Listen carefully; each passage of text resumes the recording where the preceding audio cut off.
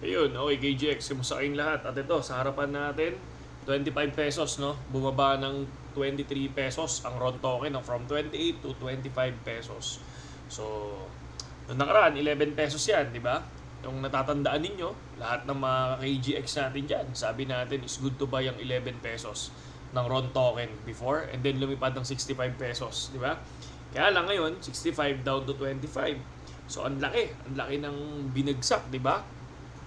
So, nag-stake karaniwan sa RON token, pero ang laki ng binaba. Pero syempre, kung for long term naman at naniniwala sila na darating ang time is lalakas, no? Lalakas ang or lalaki or tataas ang value ng RON token. Good time pa rin to buy, di ba?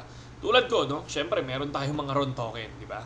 And then meron tayong AXS staking, di ba? Pinakita ko naman yan nung nakaraang video natin, mga idol, no?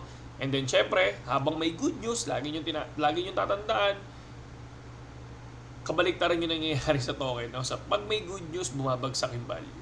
Pag may bad news, umaangat. Di ba? Di ba napansin nyo ba yun? Tingnan mo. Ito si Gio, so tingnan na. Shout out to everyone who had RON in their Twitter names. Prior to today, no? I know you are each every one of you. O, di ba? So, maglagay na kayo ng RON. Pangalan nyo RON, di ba? Maglagay na kayo ng, kunyari ako, mark.ron. Di ba? So, ayan yun. So, puro RON ang binabalita nila ngayon, pero kung mapapansin nyo, habang binabalita, bumabagsak. Di ba? Pero, syempre, kung kayo, talagang matatagal na sa crypto, alam nyo na ibig sabihin nun, di ba? So, kapag mababa, doon bumibili. Di ba? Hindi yung pag mataas, doon bumibili. Kunyari, nag-hype pang RON, umabot ng 65, doon kayo bumili sa 65. O, edi, nasama kayo sa hype. And then ngayon, bumagsak ng 25. Di ba? Karaniwan, ang dami na naman nag-iyakan, no? So, sure ball yun. Huwag kayong magpapadala sa hype. No? Keep calm, mga idol. Di ba? Dapat, hindi rin tayo nagpapanik, no? Siyempre, kapag nagpanik ka, di ka kalmado, tulad nga ng sinasabi ko noon, hantong yan sa maling desisyon, mga idol. No? Kung mapapansin nyo, kanina pa ako nag-i-scroll, is more on RON. More on collectibles. Ayan. So, kung mapapansin nyo, pero syempre, ang Ronin Network talaga, ginagawa niya yung paraan niya. No, ginagawa niya yung pinangako niya na maraming games ang papasok sa Ronin Network at kung saan doon magagamit ang RON token. Saan ba ginagamit ang RON token? Sa gas fee. So, ayan, no? Kita nyo ba yan? Okay, ayan, no? Sabi dito, you are punctual o RON. So, next, 1 minute. Ako kasi 25 AXS di ba? So, yun yung napansin natin ngayon. No, shout out. Mga idol, di ba? So, and then dito, may nakita ako dito sa Bitpinas. Tama sa Bitpinas, no? Ayan, no, yung Airbit, no? Club co-founder sentenced to 12 years in prison, mga idol. Kasi yung mismong nila, yung club nila, ayan, no? Pablo Rodriguez sentenced to 12 years for cryptocurrency Ponzi scheme. Ayan. Ingat, no? Tulad nga ng sinabi ko, talagang dapat binabasa nyo yan, mga idol. Bago kayo pumasok sa isang investment, kahit hindi sa cryptocurrency. Diba? Basahin nyo. Huwag kayong magpadala sa hype. Huwag kayong magpadala dun sa tropa nyong kumita. Diba? Basahin nyo.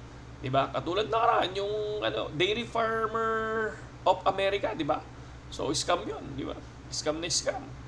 Kapag karaniwan kasi sa Pinoy ganun, mga idol, no? So, sakit talaga ng Pinoy yan. Basta makakita ng mabilisang kita, kakagat. Tapos, biglang, ayun na, maluloko sila. Di ba?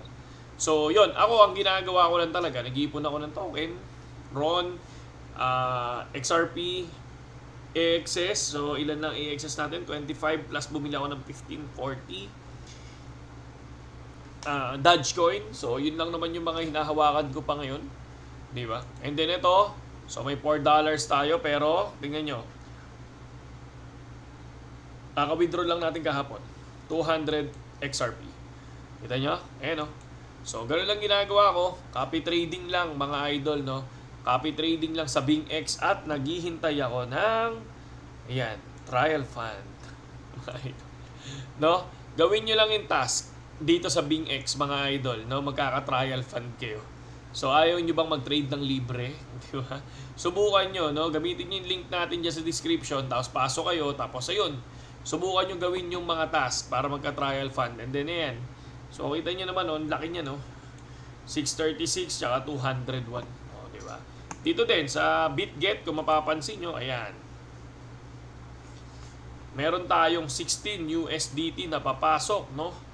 Papasok mamaya yan, mga idol, no? And then, ano bang ginagawa natin yan? 100. So, may 100 tayo, no? Na USDT. So, copy trading na ang ginagawa natin tulad ng ginagawa ng mga member natin sa Telegram. Bumalik na si iBlast eh. Tropa ko. Ayan, nalobat.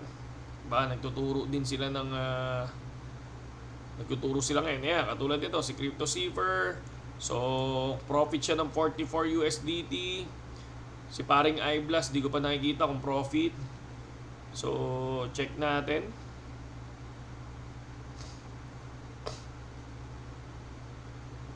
$9,